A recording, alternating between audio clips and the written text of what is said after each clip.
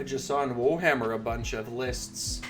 Gits and Big Wah lists that were placing top 3. Let's have a look. Blades of Corn, of course, doing very well. Sons of Behemoth. What am I looking at? This is not the right one. So let's see. This was December 5th, 2023. We have a Big Wah list. No Triumph marked. That's funny. Of course, we have Waz, the Grand Strat, Gobsprak, War Channel with Fix and Beat, War Channel with Get and Beat, Weird Knob Shaman, Shaman of the Chilled Lands, with a Great Big Hand, Wargog Prophet with Glowing Tattoos and Hoarfrost. Pretty standard stuff. Reinforced Brutes, Single Brutes, Hobgrot Slittas, and 2x Gore Gruntas. So this is a very aggressive list. No Mega Boss, so you don't need Warlord Battalion. And Andorian Acolytes. I mean, awesome. Maybe this unit of Hobgrot Slittas could be an Endless Spell or a Killbow. Who was this? What's the name? What's the player's name? Doesn't say. Oh, it does right here. Or, no, yeah. Dorio. Okay, cool. Yeah, I mean, this is like a melee foot-focused go get 'em. Right? This is a fairly aggressive list, I think. I could see a Killbow.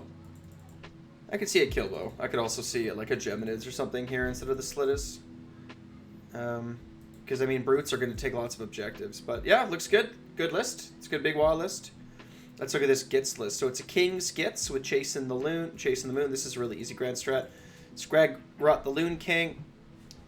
Cool. Web Spitter Shaman with Hoarfrost. Good. Sounds good. Squig Boss with Nast Squig. Yeah, Squig Boss with the Clammy Hand. So this is playing King's Gits with the Clammy Hand, right? So that means that the Squig Boss, I would almost, yeah. I mean, the Squig Boss can just make sure that he sits by the Loon Shrine and things are coming back. And then look at that. We have 2 double reinforced units of Boingra Bounders and then Stabbas to grab objectives. So these Stabbas are just going to go take objectives. And it looks like each of them is going to have a Fanatics unit inside with Gobblepalooza. Gobblepalooza can also take a Loon Smash a Fanatics unit. And then another teleport. Yeah, I mean, pretty solid list. I really like lists like this that run a lot of Bounders. I think that, for me personally, I'm going to start running lists like this that have the Clammy Hand and have King's Gits, right? And then I can just start summoning things back out of the Loon Shrine. Because you're going to throw 30 Bounders, and then you're going to bring back, what, 16 Bounders? So you're going to have 46 Bounders making contact, and then the Stabbas are just going to take the objectives and be super annoying in that regard. Yeah, I'm thinking about running something like this. The only thing that I'm kind of curious about is if Squig Herd is worth taking at all, or if it's just better to take things like Stabbas. Cool. And then we got Maggotkin and Nighthawk. Cool. Let's look at the next one. So what do we got here? Here's a top 1 Big Wah list. Yep, everything's normal. Swamp Call Shaman with Choking Mist. Orc Weird Knob Shaman with the Hand of Gort. Cool. Generals, a Nashtooth with Super Sneaky and Mork's Eye Pebble. So that go in that direction. No Gobsprak. Or Chanter with Get 'em Beat, Wargog Prophet with Glowing Tattoos, and Swamp Boss Scumdrek. Is this Jackie? Is this Jackie's list? No, it's not. A reinforced unit of Garripas. I think I've covered this list already on my channel, but let's talk about it a little bit more here. So this is a really Gutripas heavy list. Gore Gruntas, a reinforced unit of Ragers. I guess those come in behind the Gutripas. And then Iron Skull Boys just to fill out the thing. Again, I'm feeling like the Killbow has value. This 80 points. I feel like Endless Spells. Probably not Endless Spells in this list. Because we're not running a Gobsprak, but... Yeah, I mean, so this is just way more like, let's take 30 Gutripas and let's give them elixirs or poisons or whatever and throw them at the opponent, because... Besides, what can the Swamp Call Shaman actually buff? The Nashtooth, the Scumdrek, and then the unit of Gutripas, because we don't have any shooting from Big Wah in this list. So, good. I mean, Killbow being here for 80 points and then poisoning it on turn 1 seems good to me, but... Brute Ragers, I have some. They're primed. Never put them on the table. Can't wait, though. I think they're going to be really strong. They're going to get a points increase before I put them on the table, though. I just know that's how it's going to be. Second place, Slaves to Darkness. Third place, Glimpse by Gits. So, again, Here's a Kings Gits list with Chase and the Moon. Seems good to me. Scragrot the Loon Kings. Our general is a Loon Boss with the Clammy Hand. So here we are again with the Clammy Hand and Kings Gits. Madcap Shaman. With the Moonface Mommet. I don't even know what that does. That's an artifact of power, right? Yeah, let's just have a quick look here. So wizards only. At the start of the combat phase, pick one enemy unit within 12 of the bear. Subtract 1 from save rolls for attack that target that unit until the end of that phase. Okay. So an aggressive Madcap Shaman. Sure. With Hoarfrost. So this guy's going up, right? And the Loon Boss is sitting back, I guess. The Loon Boss is going to buff the Stabas, I suppose. Cool. And then what else we got here? Oh, this list is kind of all over the place. So we have a double reinforced unit of Boingrot Bounders, a single unit of Boingrot Bounders, a unit of 40 Stabas. This thing is taking objectives, tell you what. Gobapalooza with Itchy Nuisance. Seems good to me. Sneaky Snufflers. What are we using Sneaky Snufflers on? Not the Rock Guts. Spore Splatta Fanatics. Man, this list is kind of crazy. And then a reinforced unit of Rock Guts. Just taking up the middle. This list is all over the place. Really good, though. Looks like a pretty cool list to me. Gives me lots to think about. Yeah, a little bit of everything, right? Cool. Good list. 2-drop. Right? Yeah. I like it. Let's see what else is here. Right, that was the 4th place Blades of Chord. All right, let's keep looking. So this next one is from November 13th. Seraphon placed 1st. Gloomspike gets placed 2nd. Protect the Shrine is the grand strat. A little bit different. Grim Scuttle. So are these spiders? Cragnose. I don't even want to look at this list anymore. I hate when these things, when people name their things like this. I wish that it was just Web Spinner Shaman. Staw's Stick. Madcap Shaman. Thank you. 20 Stabas.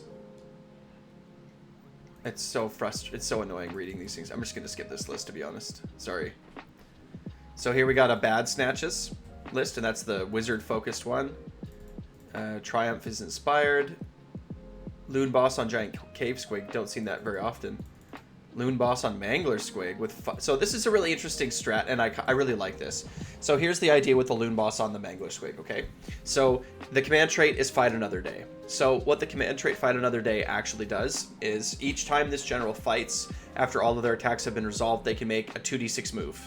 If they do, they must finish the move within 3 inches from all enemy units. So they get a 2d6 move. So it's enough to get out of combat. And then what it combos with is the monstrous action that comes from it's called Beasts of the Moon Lair. So there's one for spiders and there's one for Mangler Squig. So this includes the Loon Boss on Mangler Squig. It's called Giant Boing. So only a Mangler Squig that has made a charge move this turn can carry out this monstrous rampage. This Mangler Squig unit can make a 3d6 move, but it must finish the move within 3 inches of an enemy unit. So after a charge, right, you go another 3d6 move. Well, this guy can fly, so you jump over all the back line, you grab like something in the back, like a little caster, fight him, and then afterwards you can make a 2d6 move and run away. So it's like cool, like it's hit and run, and I think it's really fun, and I can't wait to try it. I'm gonna try it out. It's gonna be good. I'm really kind of leaning towards playing something like this. And then what's this? Loonstone Teeth Caps. So that's the artifact of power, right? Let's see. Moonstone Teeth Caps. I don't even know what those are. Doesn't even ring a bell. Oops. Okay. So Moonclan Hero. Squig Hero with Mount only. Improve the Ren characteristic of the bear's Fang-filled Gob. Right, so you're improving the rend of the Loon Boss on Mangler Squig on the actual Mangler Squig's huge fang-filled gob. You're improving it from 1 rend to 2 rend. So, I mean, it's okay. It's an okay artifact of power. I could probably see going somewhere else, but you're looking at 4 attacks with, at the top of the profile, 3s to hit, 3s to wound, and now 2 rend, but d6 damage. So, I don't know. I'm not sure how I feel about this. You could probably take this other directions, too. 2 Madcap Shamans with Merciless Blizzards seems good to me. Scragrot the Loon King with the Hand of Gork. Not that you have to pick, but that seems good to me. Oh, a reinforced 60 Shootas. Ugh. 10 Boingrot Bounders, 20 Stabas, Gobapalooza, and Sneaky Snufflers. I guess what's getting the... Maybe the shooters get the ward? I guess there's lots of different options that you could do with the ward here. And did I mention Gobapalooza? Warlord and Endorian Acolyte, so you're like 1,000,000 drops. And still 70 points shy. Do you really want that Triumph? Is it 2 inspired? Is that what's taken with the... Is that what is taken with the Warlord Battalion? I guess. Because I don't see another enhancement. That's interesting. So it's so it's 2 inspired. +1 to wound? I guess you're going all in with the Fang-filled Gob. So you're going 4 attacks, but then you're on... With all out attack, you got 2s to hit. And with 2 triumphs, you have 2s to wound. So it's 2, 2, 2. 4 attacks at 2, 2, 2 with D6 rend. Or D6 damage. I mean, I see what this guy's going for. It's like you're gonna kill the thing that you're fighting. Right? 2s and 2s with 2 rend and D6 damage. Like, you can spike. You can spike. So this guy's going all in with that. And the rest of the list is to take objectives, looks like. Pretty much. You're gonna throw a bunch of meat in the way. And then you're going to... Yeah, the bad Snatchers are going to have extra +1 to cast, right? Yeah, I mean, seems cool to me, man. So many lists. This is another big wall list. So what do we got here? Indomitable, okay, for Triumph. So we have a Orc Weird Shaman as their general, which is Shaman of the Chilled Lands. And then, of course, we have the Teleport spell. So far, so good. A Wargog Prophet with Glowing Tattoos and Hoarfrost, cool. Gobsprak, awesome. War Chanter with Fix and Beat and a War Chanter with Get and Beat, seems good. And then a Mega Boss on Maw Crusher. So here's a Mega Boss list. So so far we have Gobsprak and we have a Mega Boss on Maw Crusher with Destroyer and Fasten, sounds good. And then, like, what's the rest of the list gonna look like? Let's find out.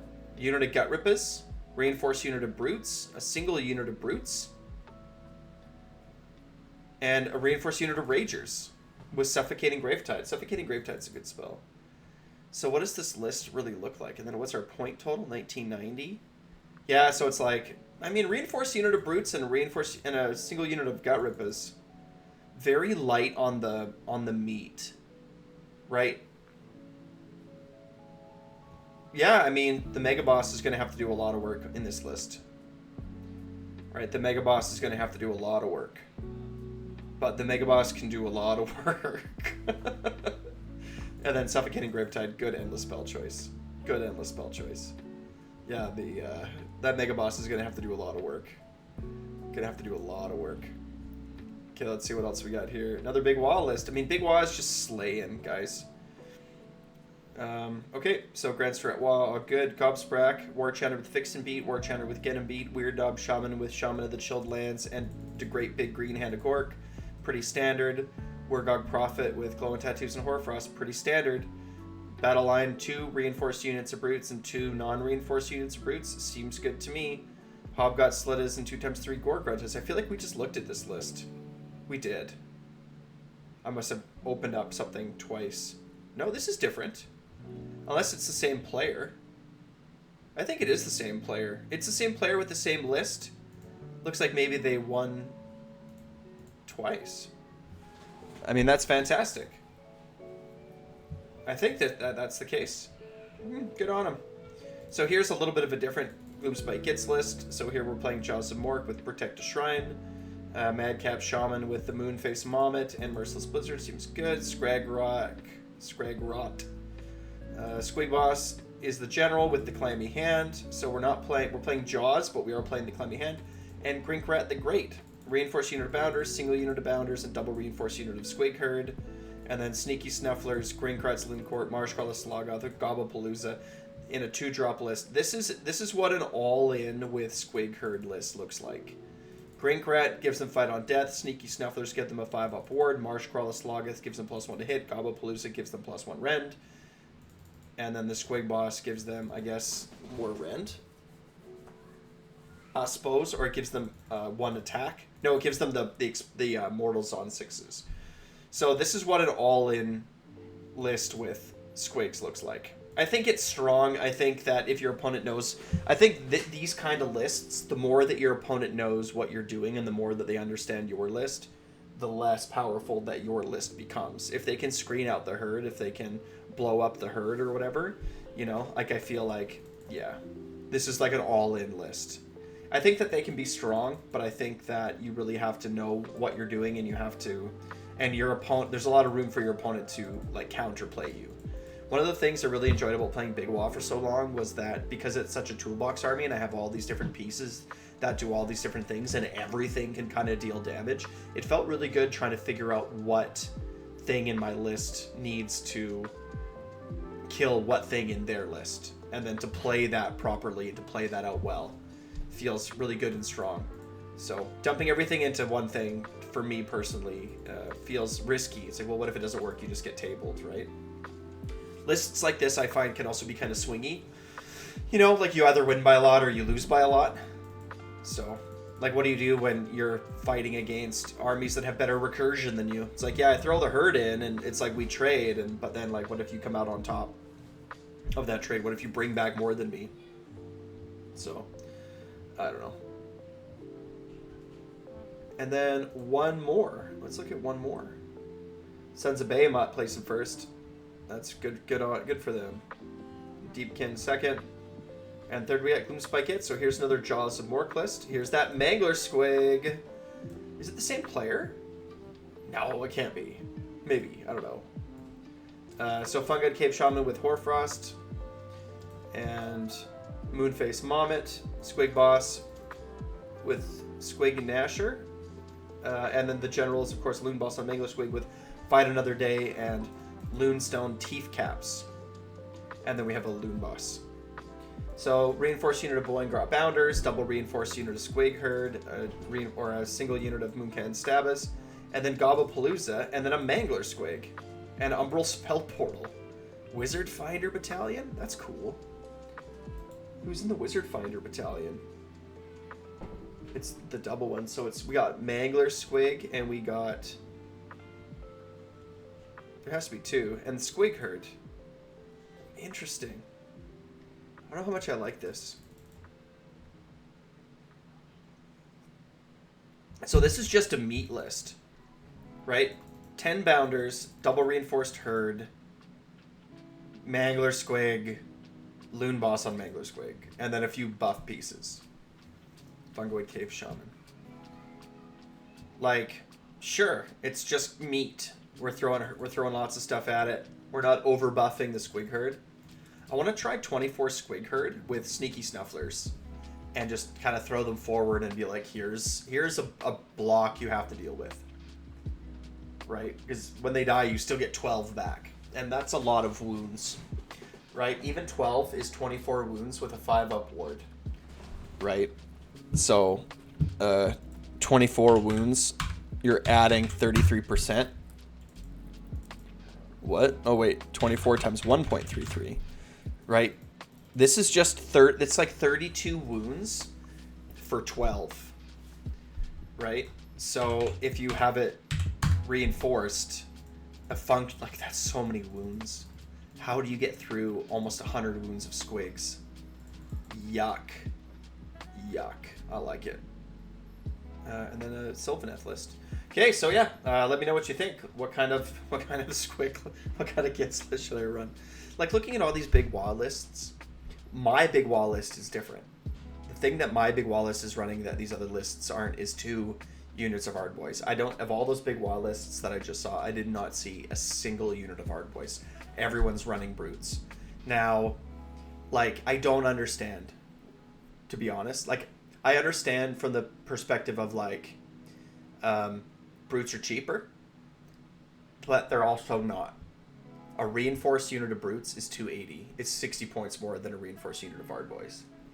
So it really depends on what role you want them to have. But I've personally found that a unit of Ard Boys with that 3-up save, it's such a good... Like, a 3-up save in this game is... It matters. A 3-up save in this game matters. So having that 3-up save and being able to stand there and hold and just block out and have Bolt Boys behind it, have having Wargog Prophets behind it, having Brutes behind it, having Pigs around, it felt really good. And I can see why the Brute spam also does very well. But I don't know. I guess I was playing more castle-y than a lot of these other big WoW lists. Like, I was really leaning into the castle.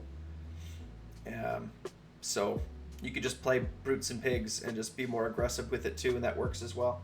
One thing about my list is I did have... Like, teleporting Brutes and teleporting Pigs on turn 1 to be aggressive worked out very well for me. Right? And that would work out well for all these other lists as well.